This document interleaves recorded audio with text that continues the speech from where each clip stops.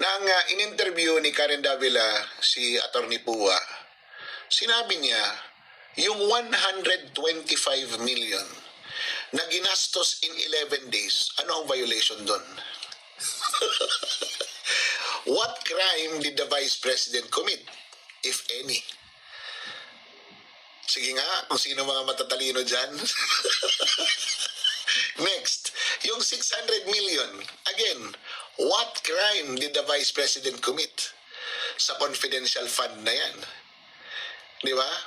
Sabi ni Secretary Puno, ni Congressman Puno ng Antipolo City, kung hindi pala inaalaw yan, bakit nagbigay ng confidential fund? Di ba? Ang sinasabi ni Congressman Puno, yung liquidation ng confidential fund, pareho lang ng intelligence fund. Kasi isa lang yon, intelligence fund for the military, confidential fund for civilian agencies.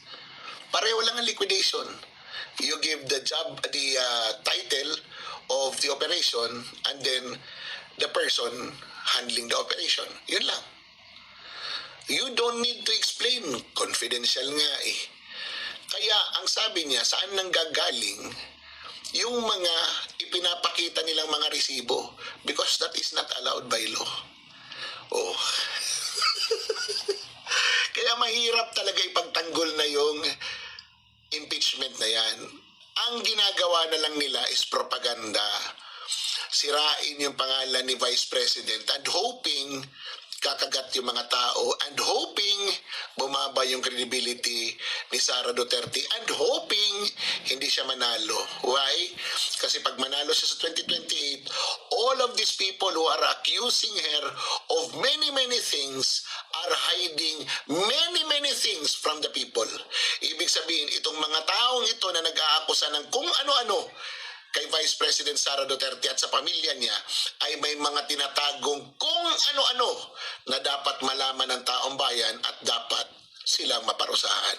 Kaya doble kayod sila ngayon para makamit nila ang kanilang tagumpay. At ano yun? Masira ang kredibilidad ni Vice President at hindi maging Pangulo. Pero baliktad ang nangyayari. Habang sinisira nila yung pangalan ni Vice President, lalo itong lumalakas at lalong hindi naniniwala ang taong bayan sa kanila dahil sa lifestyle pa lang ng Vice President at sa lifestyle nila, malaki na ang pagkakaiba. Parang sila ang yumaman, ang Vice Presidente, ganun pa rin naman. Sayang ang bayot!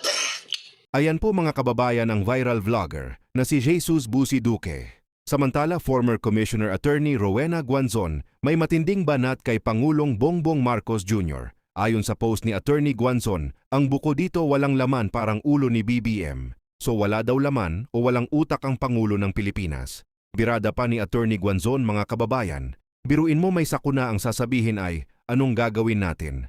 So parang lutang lang. Hindi alam kung ano ang gagawin sa bansang Pilipinas.